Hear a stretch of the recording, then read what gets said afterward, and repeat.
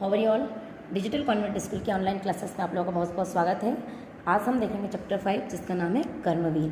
जैसा कि हमने लाइव क्लासेस में पढ़ा था, अब हम इसमें देखेंगे कवि परिचय। कवि परिचय है, ये कविता अयोध्या सिंह हरिओत के द्वारा लिखी गई है। ये द्विवेदी युग के कवि थे और इनका जन्म जो था 1865 में था। 1865 बताया जाता है। ग्राम निजामाबाद, आजमगढ़, उत्तर प्रदेश। इनकी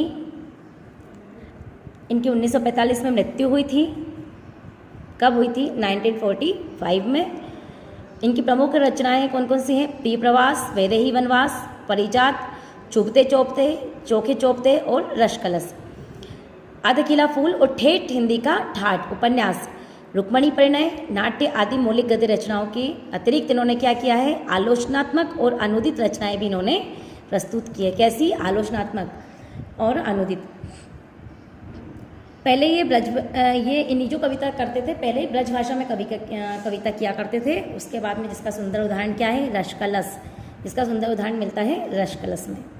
ठीक है, अब हम देखेंगे केंद्रीय भाव इसका। केंद्रीय भाव प्रस्तुत कविता में हरिओत जी ने जीवन के कर्म के वैभव का दिग्दर्शन कराया है। किसका दर्शन कराया है? कर्म के वैभव, मतलब जो कर्म करता है उसी के कर्म किया जाता है उसी का उन्होंने दिग्दर्शन कराया है। उनकी दृष्टि में संसार का संपूर्ण विकास मानवीय कर्म चेतना का ही परिणाम है। कैसा है? कर्म चेतना का परिणाम है। कर्मवीर बाधाओं से डरते नहीं है। कैसे नहीं डरते हैं? बाधाओं से। एक बार कर्म को प्रारंभ करके उसे पूर्णता प्रदान करने में ही विश्वास रखते हैं। कैसे? एक बार अगर कोई बात ठान ले कर्मवीर तो उसको पूरा करके ही दम लेते हैं और काम की कठिनता से कभी भी घबराते नहीं हैं। काम कितना भी कठिन हो पर वो कभी घबराते नहीं हैं। उनके जीवन में आने वाली विपत्तियां क्या होती है? जल्दी दूर हो जाती हैं। ये कल्पना जीवी, ऐसा नहीं होता है कि सपने नहीं दिखते हैं। मुंगेरी लाल के हसीन सपनों की तरह कल्पना जीवी नहीं होते हैं। ये भाग्य के भरोसे रहने वाले लोग भाग्य के भरोसे रहने वाले नहीं होते हैं। कर्मवीर तो विकास के मार्ग को प्रशस्त करने में सदैव संलग्न रहते हैं। मतलब जो कर्मवीर होते हैं वो अपने मार्ग को हमेशा मार्ग में चलते हुए अपनी मंजिल को पाने में हमेशा संलग्न रहते हैं, मतलब उसमें रत रहते हैं। हमारा संपूर्ण भौतिक विकास कर्मवीरों का गौरवपूर्ण इतिहास है। आप लोगों को पता है कि इतिहास में हमारे बड़े बड़े कर्मवीर हुए हैं। इस कविता में किस गुण की प्रधानता है? ये क्वेश्चन पूछा जाता है कि इस कविता में कौन से गुण की प्रधानता है? तो इस कविता में ओज गुण की प्रधानता है। किसकी प्रधानता है? ओज गुण की। और उत्साह का अद्भुत प्रदर्शन है। देखेंगे हम इसके। अब हमारा ये हो गया है, हम इसके आगे कविता देखेंगे। देखिए,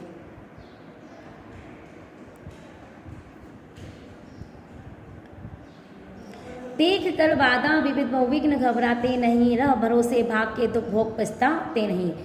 जो कर्मवीर होते हैं, जो कर्म करने वाले होते हैं, वो किसी भी बाधा, जो बहुत सारी बाधाओं को देखकर कभी भी कोई विघ्न आ जाए, कितनी बड़ी विपत्ति हो जाए तो वो क्या करते हैं? घबराते नहीं हैं। रहे भरोसे भाग के दुख भोग पछताते नहीं।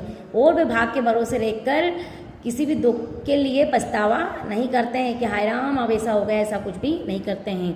काम कितना ही कठिन हो किंतु उकताते नहीं। मतलब कितना भी कठिन काम दे दो कर्मवीर को, वो कभी भी ऐसा मन नहीं सोचते हैं, कभी उकताते नहीं, घबराते नहीं हैं।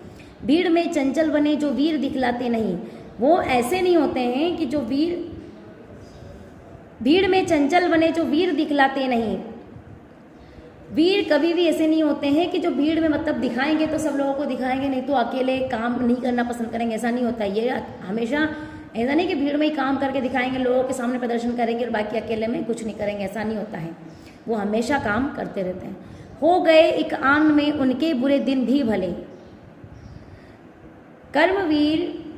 कर्मवीरों का एक उदाहरण है कि एक आन में उनके दिन भी कैसे हो गए? बुरे दिन भी भले में बदल गए। जो उनके अच्छे दिन थे वो भी, जो उनके बुरे दिन थे वो भी अच्छे दिनों में बदल गए। क्योंकि कर्मवीर, आपने देखा है, एक मजदूर काम करता है तो वो दिन में तगारी फेंक कर आता है तो शाम को 300 रुपये कमा कर लाता है। अब उस समय पर वो कितनी मजदूरी करता है? तो मजदूरी करता है तो ये सोचेगा क्या कि मैं ईंट नहीं उठाऊंगा या पत्थर नहीं उठाऊंगा, ऐसा कुछ नहीं। वो तो काम करता है, मतलब करता है। तो ऐसे कर्मवीर जो कि इन्होंने अपने कर्म के भरोसे पर बुरे दिनों को भी अच्छे दिनों में बदल लिया। सब जगह सब काल में वे ही मिले फले फूले। हर कहीं भी देख लो आप, जिन लोगों ने मेहनत की है वो ही समय के साथ में फलते फूलते दिखते हैं, मतलब वही हमको आज आगे बढ़ते हुए दिखाई देते हैं। व्योम को छूते हुए दुर्गम पहाड़ों के शिखर। व्योम मतलब आकाश, आकाश को छूते हुए दुर्गम पहाड़, ऐसे पहाड़ जहाँ पर चढ़ना मुश्किल होता है, उनके शिखर पर वे घने जंगल जहाँ रहता तम आठों पर, ऐसे घने जंगल जहाँ पर तम मतलब अंधेरा, आठों पर रहता मतलब दिन और रात, दिन हमेशा अंधेरा ही रहता है, ऐसे घने जंगल में गरजती जलराशि की उठती हुई ऊंची लहर, और गरजती जलराशि मतलब समुंदर की ऊंची ऊंची उठती हुई लहरों में आग की बहदाइनी फैली दिशाओं की लवर, आग में आग की बहदाइनी मतलब जब आपने देखा है कि जंगल में आग लग जाती है उस समय पर कैसी लपटें उठती हैं, या फिर हम कहते हैं किसी बिल्डिंग में आग लग जाती है, किसी कंपनी में आग लग जाती है तो कितनी भयंकर आग लगती है, तो वो उस समय पर ये लोग अपने आगे आते हैं और लोगों की मदद करते हैं। देखिए दिखाएं आगे, ये कपाशक्ति कभी किसी कलेजे को नहीं, मतलब क्या कि भूल कर भी वो नाकाम रहता है कहीं, नहीं नाकाम रहता है कहीं, कि व्योम चाहे कर्मवीर के आगे कोई दुर्गम पहाड़ नहीं टिकेगा, ना ही कोई अंधेरा सामने आता है, ना ही गरजती जो लहरें हैं वो भी ना कभी टकराने से वो लोग डरते नहीं हैं और आग से नहीं डरते हैं, और कितना भी डर हो इनके कलेजे को, इनके दिल को कोई भी नहीं डरा सकता, घबरा नहीं सकता है, भूल कर भी वो नाकाम नहीं रहता है कहीं, ऐसा व्यक्ति कहीं भी नाकाम नहीं रहता है। आप लोगों ने देखा है जो हमारे वीर सैनिक होते हैं वो कितने दूर की सियाचिन के ग्लेशियर पर चढ़ते हैं। आपने देखा है कि जो हमारे सैनिक होते हैं तपते रेगिस्तान में खड़े रहते हैं, वो चाहे तो उनको गर्मी नहीं लगती, उनको धूप नहीं लगती है, सबको लगती है, लेकिन वो उस समय पर कर्मवीर की भांति उस गर्म रेती में खड़े रहते हैं जब तक कि उनके जूते भी पिघलते रहते हैं, लेकिन वो खड़े रहते हैं। और हमारे कई सैनिक जवान आप लोगों ने देखा है जब बाढ़ आती है, तूफान आते हैं, तब वो सैनिक उस समय पे उनको बचाकर लेकर आते हैं, आग लगती है तो लोगों को बचाकर लेकर आते हैं, और सैनिक हमारी सुरक्षा के लिए रात और दिन अंधेरे में, यहाँ तक कि बर्फ में और शिखर के ऊपर चढ़ते जाते हैं, मतलब पहाड़ों के ऊपर चढ़ते जाते हैं, जबकि ऊपर से उनके ऊपर गोला बारूद बरसता रहता है।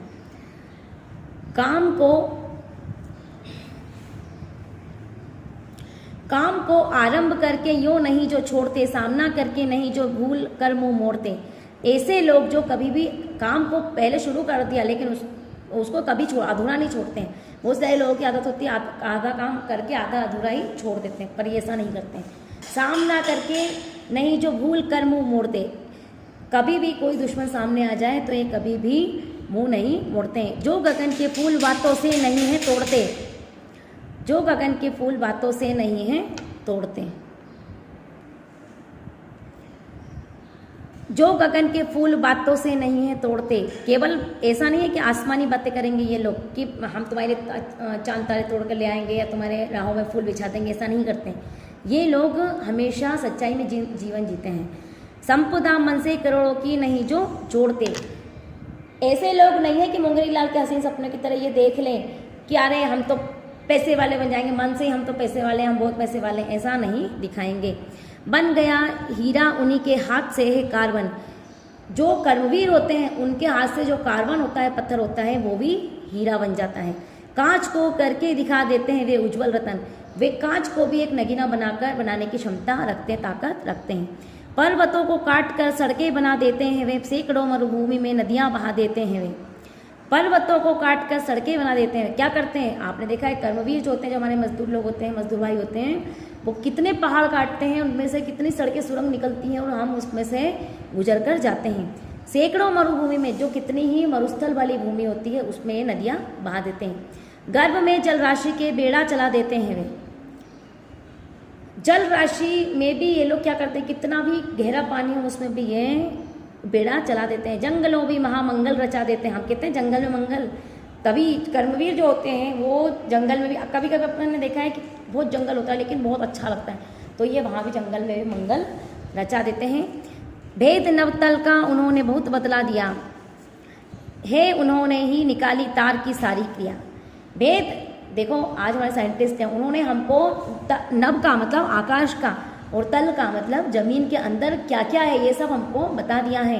उन्होंने ही निकाली तार की सारी क्या, वो देखते हैं कि उन्होंने तार से आपके सामने टीवी चला दिए, कूलर, पंखे, फ्रिज चला दिए हैं आपके सामने। आपने देखा है मोबाइल चला रहे हो बिना तार का, तार बेतार हो गए हैं आजकल। आज इन्होंने कितनी सारी क्रियाएं जो हमारे जीवन में कर दिए, लेकिन ये सब किसने किया है? ये सब कर्मवीरों ने किया है। किसी आलसी ने किया है क्या? आलसी कोई काम कर सकता है? नहीं कर सकता। चलिए, थैंक यू। अगर आपको कुछ समझ में नहीं आता है तो आप लोग कमेंट करेंगे।